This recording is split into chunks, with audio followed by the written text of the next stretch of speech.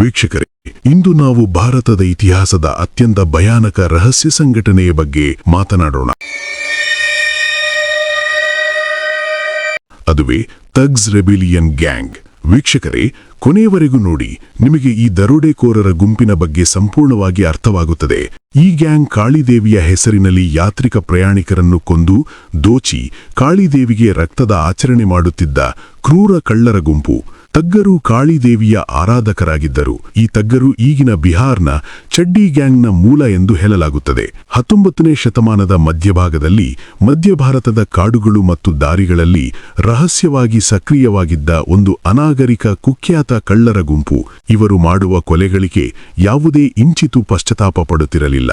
ಇವರು ಮಹಿಳೆಯರು, ಬ್ರಾಹ್ಮಣರು, ರೋಗಿಗಳನ್ನು ಕೊಲ್ಲುತ್ತಿರಲಿಲ್ಲ. ಒಂದು ವೇಳೆ ನಿಯಮ ಮೀರಿ ಕೊಲೆ ಮಾಡಿದರೆ ಕಾಳಿದೇವಿ ಅಥವಾ ಭವಾನಿ ದೇವಿಯ ಶಾಪ ತಟ್ಟುತ್ತಿತ್ತು ಎಂದು ನಂಬಿದ್ದರು. ವೀಕ್ಷಕರೇ, ತಗ್ಗರು ಎಂದರೆ ಯಾರು?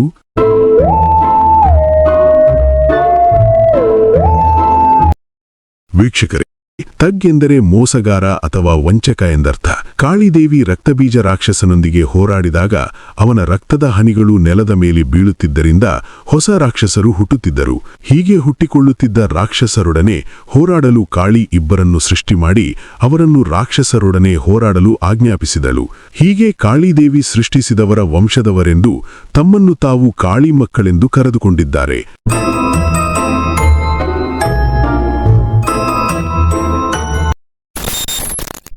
ತಗ್ಗರು ಎಂಬ ಪದವು 13ನೇ ಶತಮಾನದಿಂದಲೂ ಭಾರತದಲ್ಲಿ ಬಳಕೆಯಲ್ಲಿತ್ತು. ಆದರೆ 19ನೇ ಶತಮಾನದಲ್ಲಿ ಬ್ರಿಟಿಷರು ನಿರ್ದಿಷ್ಟವಾಗಿ ಈ ಗುಂಪಿಗೆ ಕರೆದರು. ತಗ್ಗರು 13ನೇ ಶತಮಾನದಿಂದ 19ನೇ ಶತಮಾನದವರೆಗೆ ಸುಮಾರು 600 ವರ್ಷಗಳು ಭಾರತದಲ್ಲಿ ಸಕ್ರಿಯವಾಗಿದ್ದರು ಎಂದು ಹೇಳಲಾಗುತ್ತದೆ. ಆದರೆ ಇವರ ದೊಡ್ಡ ಪ್ರಮಾಣದ ಚಟುವಟಿಕೆಗಳು 18-19ನೇ ಶತಮಾನದಲ್ಲಿ ಹೆಚ್ಚಾದವು ಎಂದು ಹೇಳಲಾಗುತ್ತದೆ. ಒಂದು ಅಂದಾಜಿನ ಪ್ರಕಾರ ಈ ದರೋಡೆಕೋರರ ಗುಂಪು ಸುಮಾರು 50,000 ಜನರನ್ನು ಕೊಲೆ ಮಾಡಿದ ಕುಖ್ಯಾತಿಗೆ ಪಾತ್ರವಾಗಿದೆ. ಇವರು ಹಿಂದೂ ದೇವಿ ಕಾಳಿ ಅಥವಾ ಭವಾನಿಯ ಭಕ್ತರಾಗಿದ್ದರು ಎಂದು ಬ್ರಿಟಿಷ್ ದಾಖಲೆಗಳು ಹೇಳುತ್ತವೆ. ಕೊಲೆಯನ್ನು ರಕ್ತ ಹರಿಯದಂತೆ ಮಾಡುವುದು ದೇವಿಯ ಆಜ್ಞೆ ಎಂದು ನಂಬಿದ ತಗ್ಗರು ಕುತ್ತಿಗೆಗೆ ಬಟ್ಟೆ ಬಿಗಿದು ಕೊಲೆ ಮಾಡುತ್ತಿದ್ದರು. ಆದರೆ ಆಧುನಿಕ ಇತಿಹಾಸಕಾರರು ಇದನ್ನು ಕಲ್ಟ್ ಎಂದು ದೊಡ್ಡದಾಗಿ ಚಿತ್ರಿಸಿದ್ದು ಬ್ರಿಟಿಷ್ ಕಲೋನಿಯಲ್ ಪ್ರಚಾರ ಎಂದು ವಾದಿಸುತ್ತಾರೆ.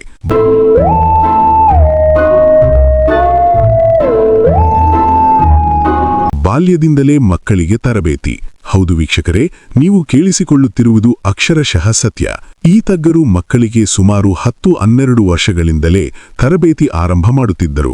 ಈ ವಯಸ್ಸಿನಲ್ಲೇ ತಮ್ಮ ಮಕ್ಕಳನ್ನು ತಾವು ಮಾಡುವ ಕೊಲೆಗಳನ್ನು ದೂರದಿಂದ ನೋಡಲು ಬಿಡುತ್ತಿದ್ದರು. ಈ ಮಕ್ಕಳು ಕೊಲೆಗಳನ್ನು ನೋಡುತ್ತಾ ತಮಗೆ ಅರಿವಿಲ್ಲದೆ ಆ ಪಾತಕ ಕೃತ್ಯಕ್ಕೆ ಆಕರ್ಷಿಸಲ್ಪಟ್ಟಿದ್ದರು.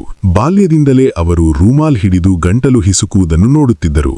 ರಕ್ತವಿಲ್ಲದ ಸಾವು ಅದು ಕಾಳಿದೇವಿಯ ಆಶೀರ್ವಾದ ಎಂದುಕೊಂಡಿದ್ದರು. ರಕ್ತ ಹರಿಸಿದರೆ ಅದು ಕಾಳಿದೇವಿಯ ಶಾಪ ಎಂದುಕೊಂಡಿದ್ದರು. ವೀಕ್ಷಕರೇ, ಈ ತಗ್ಗರನ್ನು ದರೋಡೆ ಮತ್ತು ಕೊಲೆ ಚಟುವಟಿಕೆಗಳಿಗೆ ಹೇಗೆ ಆಯ್ಕೆ ಮಾಡಿಕೊಳ್ಳುತ್ತಿದ್ದರು? ಹೌದು ವೀಕ್ಷಕರೇ, ಈಗಿನ ಕಾಲದಲ್ಲಿ ನೀವು ಕಾಂಪಿಟೇಟಿವ್ ಎಕ್ಸಾಮ್ಸ್ಗೆ ಹೇಗೆ ತಯಾರಿ ನಡೆಸಿ ನೌಕರಿ ಪಡೆದುಕೊಳ್ಳುತ್ತೇವೋ ಹಾಗೆ ಇವರು ರಕ್ತ ಹರಿಸದೆ ಕೊಲೆ ಮಾಡುವ ಕೌಶಲ್ಯ ಹೊಂದಿದ್ದವರನ್ನು ಹಾಗೂ ರಹಸ್ಯ ಭಾಷೆ ಅಥವಾ ಸಂಕೇತ ಭಾಷೆಯಲ್ಲಿ ಪರಿಣಿತರಾದವರನ್ನು ವಿಶೇಷವಾಗಿ ದಸರಾ ದಿನದಂದು ಸ್ನಾನ ಮಾಡಿಸಿ ಹೊಸ ಬಟ್ಟೆ ತೊಡಿಸಿ ಗುರು ಅಥವಾ ಅವರ ತಂದೆ ಕೈ ಹಿಡಿದು ಕರೆದುಕೊಂಡು ಬಂದು ಅವರ ಗುಂಪಿನ ಮುಂದೆ ನಿಲ್ಲಿಸುತ್ತಿದ್ದರು. ಅಲ್ಲಿ ಕಾಳಿ ಭವಾನಿ ದೇವಿಗೆ ನಿಷ್ಠೆಯಿಂದ ಇರುವುದು, ರಹಸ್ಯಗಳನ್ನು ಕಾಪಾಡುವುದು, ಕೊಲೆಯ ನಿಯಮಗಳನ್ನು ಪಾಲಿಸಲು ಬದ್ಧವಾಗಿರುವುದಾಗಿ ಆಣೆ ಅಥವಾ ಪ್ರಮಾಣ ಮಾಡುತ್ತಿದ್ದರು. ಹೀಗೆ ತಗ್ಗರನ್ನು ದರೋಡೆಗೆ ಆಯ್ಕೆ ಮಾಡಿಕೊಡುತ್ತಿದ್ದರು. ಹೀಗೆ ಆಯ್ಕೆಯಾದ ತಗ್ ದರೋಡೆಕೋರ ಗುದ್ದಲಿಯನ್ನು ಮೇಲಕ್ಕೆ ಎತ್ತಿ ಇದು ದೇವಿ ಕಾಳಿ ಅಥವಾ ಭವಾನಿ ಕೊಟ್ಟ ಆಯುಧ ಎಂದು ಅದನ್ನು ಬಿಳಿಯ ಬಟ್ಟೆಯ ಮೇಲೆ ಇಟ್ಟು ಪೂಜೆ ಮಾಡುತ್ತಿದ್ದನು. ಕೊಲೆ ಮಾಡಲು ಯೋಜಿಸುವ ಸಮಯದಲ್ಲಿ ಈ ಗುದ್ದಲಿಯನ್ನು ನೆಲಕ್ಕೆ ಹೂತು ಪೂಜೆ ಮಾಡಿ ಆ ಗುದ್ದಲಿ ಯಾವ ದಿಕ್ಕಿಗೆ ಮುಖ ಮಾಡುತ್ತದೋ ಆ ದಿಕ್ಕಿಗೆ ದರೋಡೆಗೆ ಹೋಗುತ್ತಿದ್ದರು. ಹೀಗೆ ದರೋಡೆಗೆ ಹೋದಾಗ ಅವರು ಮಾಡುವ ಮೊದಲ ಕೊಲೆಯ ನಂತರ ಸಕ್ಕರೆಯನ್ನು ಗೂರ್ ದೇವಿ ಮುಂದೆ ನೈವೇದ್ಯವಾಗಿ ಇಟ್ಟು ಪೂಜೆ ಮಾಡಿ ನಂತರ ತಮ್ಮ ಗುಂಪಿನ ಸದಸ್ಯರಿಗೆ ಹಂಚುತ್ತಿದ್ದರು. ತಗ್ಗರು ಗೂರ್ ತಿಂದ ನಂತರ ಕೊಲೆ ಮಾಡಿದ ಬಗ್ಗೆ ಪಶ್ಚಾತ್ತಾಪವಿಲ್ಲ, ಅದು ನಿಮ್ಮನ್ನು ಟಗ್ ಮಾಡುತ್ತದೆ ಎಂದು ಹೇಳಿಕೊಳ್ಳುತ್ತಿದ್ದರು. ಹೀಗೆ ಕ್ರೌರ್ಯಕ್ಕೆ ಹೆಸರಾಗಿದ್ದ ತಗ್ಗರಲ್ಲಿ ಇಬ್ಬರು ಪ್ರಮುಖ ನಾಯಕರಿದ್ದಾರೆ. ಅವರ ಬಗ್ಗೆ ತಿಳಿದುಕೊಳ್ಳೋಣ ವೀಕ್ಷಕರೇ. ಮೊದಲನೆಯದಾಗಿ ರಾಮ್ ಸಿಂಗ್. ವೀಕ್ಷಕರೇ, ಇವನು ಒಬ್ಬ ಕ್ರೂರ, ಚತುರ ಮತ್ತು ಕಾಳಿದೇವಿಯ ಪರಮಭಕ್ತ. ಇವನು ತನ್ನ ಗ್ಯಾಂಗ್ನ ಸದಸ್ಯರನ್ನು ಕಾಳಿಯ ಮಕ್ಕಳೆಂದು ಕರೆಯುತ್ತಿದ್ದನು. ಅವನು ರಕ್ತವನ್ನು ಹರಿಸದೆ ರೇಷ್ಮೆಯ ರೂಮಾಲ್ ಬಳಸಿ ಗಂಟಲು ಹಿಸುಕಿ ಕೊಲೆ ಮಾಡುವ ಕಲೆಯನ್ನು ಕಲಿತನು. ಒಂದು ಅಂದಾಜಿನ ಪ್ರಕಾರ ಇವನು 528 ಕೊಲೆ ಮಾಡಿದ್ದಾನೆ ಎಂದು ಹೇಳಲಾಗುತ್ತದೆ. ತಗ್ಗರ ಎರಡನೇ ಪ್ರಮುಖ ನಾಯಕ ಬೆಹರಾಮ್ ಅಲಿಯಾಸ್ ತಗ್ ಬೆಹರಾಮ್. ಇವನು ಅತ್ಯಂತ ಕ್ರೂರ ತಗ್ ನಾಯಕ. 1790-1840 ನಡುವೆ 931 ಕೊಲೆಗಳು ಮಾಡಿದ್ದು ಮಾನವ ಚರಿತ್ರೆಯಲ್ಲೇ ಅತ್ಯಧಿಕ ಕೊಲೆಪಾತಕಿ ಎಂಬ ಗಿನೀಸ್ ವರ್ಲ್ಡ್ ರೆಕಾರ್ಡ್ನಲ್ಲಿ ಇವನ ಬಗ್ಗೆ ಉಲ್ಲೇಖಗಳಿವೆ. ಈ ತಗ್ ಬೆಹರಾಮ್ 1765ರ ಸುಮಾರು ಮಧ್ಯ ಭಾರತದ ಜಬಲ್ಪುರದ ಹತ್ತಿರ ಒಂದು ಸಣ್ಣ ಗ್ರಾಮದಲ್ಲಿ ಜನಿಸಿದನು. ಅವನ ಕುಟುಂಬ ತಗ್ಗ ಸಂಪ್ರದಾಯದ್ದು.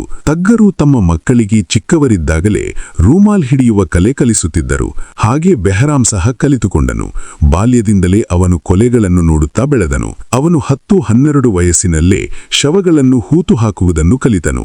ಕೇವಲ 18ನೇ ವಯಸ್ಸಿನಲ್ಲೇ ಇವನು ಮೊದಲ ಮಾನವ ಬಲಿ ಪಡೆದು ರಾಕ್ಷಸನಾದನು. ಇವನು ತನ್ನ ತಂದೆಯಂತೆ ರೂಮಾಲಿನಿಂದ ಕುತ್ತಿಗೆಗೆ ಬಿಗಿದು ಕೊಲೆ ಮಾಡುವುದನ್ನು ಕರಗತ ಮಾಡಿಕೊಂಡನು. ಅವನಿಗೆ ಪಶ್ಚಾತ್ತಾಪವಿರಲಿಲ್ಲ. ಇವನು ಕೊಲೆ ಮಾಡಿದ ನಂತರ ಕಾಳಿದೇವಿಯ ಪೂಜೆ ಮಾಡಿ ದೇವಿಯ ಆಶೀರ್ವಾದ ಪಡೆಯುತ್ತಿದ್ದ ಎಂಬ ಜನಪದ ಕಥೆಗಳಿವೆ. 1790-1840ರವರೆಗೆ ಸುಮಾರು 50 ವರ್ಷಗಳ ಕಾಲ ಬೆಹರಾಮ್ ಔದ್, ಈಗಿನ ಉತ್ತರ ಪ್ರದೇಶದಲ್ಲಿ ಭಯದ ಹೆಸರಾಗಿದ್ದ.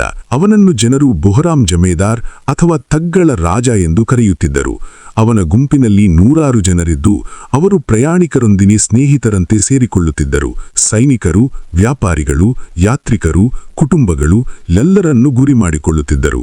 ಬೆಹರಾಮ್ ಮಾಡಿದ ಕುಕೃತ್ಯಕ್ಕೆ ಒಂದು ಉದಾಹರಣೆ ಹೇಳುತ್ತೇನೆ ವೀಕ್ಷಕರೇ. ದೆಹಲಿ ಜಬಲ್ಪುರ ರಸ್ತೆಯಲ್ಲಿ ಸುಮಾರು 120-130 ಜನರ ಯಾತ್ರಿಕರ ಗುಂಪು ನಡೆದುಕೊಂಡು ಹೋಗುತ್ತಿತ್ತು. ಬೆಹರಾಮ್ ಮತ್ತು ಅವನ ಸಂಗಟಿಗಳು ನಾವು ನಿಮ್ಮೊಂದಿಗೆ ಪ್ರಯಾಣಿಸುತ್ತೇವೆ ಎಂದು ಹೇಳಿ ಆ ಯಾತ್ರಿಕರ ಗುಂಪಿನೊಳಗೆ ಸೇರಿಕೊಳ್ಳುತ್ತಾರೆ. ರಾತ್ರಿ ಯಾತ್ರಿಕರು ಕ್ಯಾಂಪ್ ಮಾಡಿದಾಗ ಎಲ್ಲ ಯಾತ್ರಿಕರನ್ನು ರೂಮಾಲನ್ನು ಕುತ್ತಿಗೆಗೆ ಬಿಗಿದು ಹತ್ಯೆ ಮಾಡುತ್ತಾರೆ. ನಂತರ ದೇಹಗಳನ್ನು ಆಲದ ಗುಂಡಿಗೆ ಹಾಕಿ ಮಣ್ಣು ಹಾಕಿ ಎಲೆಗಳಿಂದ ಮುಚ್ಚಿ ನಂತರ ಕಾಳಿದೇವಿಗೆ ಸಕ್ಕರೆ ಅರ್ಪಿಸಿ ಪೂಜೆ ಸಲ್ಲಿಸಿ ನಂತರ ತಮ್ಮ ಗುಂಪಿನ ಸದಸ್ಯರಿಗೆ ಹಂಚುತ್ತಾರೆ. ಬೆಹರಾಮ್ ಸ್ವತಃ 931 ಜನರನ್ನು ತನ್ನ ಕೈಯಿಂದ ಕೊಂದಿದ್ದೇನೆ ಎಂದು ಆಗಿನ ಬ್ರಿಟಿಷ್ ಇಂಡಿಯನ್ ನ್ಯಾಯಾಲಯದಲ್ಲಿ ಒಪ್ಪಿಕೊಂಡಿದ್ದಾನಂತೆ. ಮತ್ತೊಬ್ಬ ತಗ್ಗರ ನಾಯಕ ರಾಮ್ ಸಿಂಗ್ ಸಹ ಬ್ರಿಟಿಷರಿಗೆ ಸೆರೆ ಸಿಕ್ಕಾಗ ಅವನು ತನ್ನ ಹೇಳಿಕೆಯಲ್ಲಿ ನಾವು ಕೊಂದವರು ಸಾವಿರಾರು, ಆದರೆ ಇದು ಕಾಳಿಯ ಆಜ್ಞೆ ಎಂದು ಹೇಳಿದ್ದನಂತೆ. ಇದರ ಮೇಲೆ ತಿಳಿಯುತ್ತೆ ಇವರು ಎಂತಹ ಕ್ರೂರ ಪ್ರವೃತ್ತಿ ಹೊಂದಿದ್ದರು ಎಂದು. 1830ರ ದಶಕದಲ್ಲಿ ಬ್ರಿಟಿಷ್ ಅಧಿಕಾರಿ ವಿಲಿಯಂ ಹೆನ್ರಿ ಸ್ಲೀಮನ್ ತಗ್ಗರ ವಿರುದ್ಧ ದೊಡ್ಡ ಅಭಿಯಾನ ಆರಂಭಿಸಿದನು. ಇವನು ಸೆರೆ ಸಿಕ್ಕು ಅಪ್ರೂವರ್ಸ್ ಆದ ತಗ್ಗರನ್ನು ಸಾಕ್ಷಿಯಾಗಿ ಬಳಸಿಕೊಂಡು ಹಲವಾರು ತಗ್ಗರ ಗ್ಯಾಂಗ್ಗಳನ್ನು ಹಿಡಿದುಕೊಂಡನು. ಬೆಹರಾಮ್ನ ಮೆಂಟರ್ ಸೈಯದ್ ಅಮೀರ್ ಅಲಿ ಸೆರೆ ಸಿಕ್ಕ ನಂತರ ಬೆಹರಾಮ್ ಸಹ ಸೆರೆಯಾದನು. ಕ್ರಿಸ್ತಶಕ 1840ರಲ್ಲಿ ಜಬಲ್ಪುರದಲ್ಲಿ ಅವನನ್ನು ಗಲ್ಲಿಗೇರಿಸಿದರು. ಆಗ ಅವನ ವಯಸ್ಸು ಸುಮಾರು 75. ಬ್ರಿಟಿಷರ ಅಂದಾಜಿನ ಪ್ರಕಾರ ಸುಮಾರು 50,000ದಿಂದ 20 ಲಕ್ಷದವರೆಗೆ ತಗ್ಗರು ಕೊಲೆ ಮಾಡಿದ್ದರು ಎಂದು ಹೇಳಲಾಗಿದೆ. ಆಧುನಿಕ ಇತಿಹಾಸಕಾರ ಮೈಕ್ ಡ್ಯಾಶ್ ರವರು ತಗ್ಗರು ಸುಮಾರು 50,000ದಿಂದ 1 ಲಕ್ಷದವರೆಗೆ ಜನರನ್ನು ಕೊಲೆ ಮಾಡಿದ್ದಾರೆ ಎಂದು ಹೇಳಿದ್ದಾರೆ. ಕೊನೆಗೆ ಈ ದರೋಡೆ ಗ್ಯಾಂಗ್ ನಾಶವಾಯಿತು, ಆದರೆ ಅವರ ಭಯ ಇಂದಿಗೂ ಇತಿಹಾಸದಲ್ಲಿ ಉಳಿದಿದೆ. ಇದು ಭಾರತದ ಇತಿಹಾಸದ ಒಂದು ಕಪ್ಪು ಭಾಗ. ತಗ್ ಎಂಬುದು ಒಂದು ಕ್ರೂರತೆಯ ಸಂಕೇತ. ಈ ಕಥೆಯ ಬಗ್ಗೆ ನಿಮ್ಮ ಅಭಿಪ್ರಾಯ ಏನು ಎಂದು ತಿಳಿಸಿ ವೀಕ್ಷಕರೇ. ಹಾಗೆ ನನ್ನ ಯೂಟ್ಯೂಬ್ ಚಾನೆಲ್ ಅನ್ನು ಸಬ್ಸ್ಕ್ರೈಬ್ ಮಾಡಿ. ನಿಮ್ಮ ಭೇಟಿ ಮುಂದಿನ ವಿಡಿಯೋದಲ್ಲಿ. ಧನ್ಯವಾದಗಳು.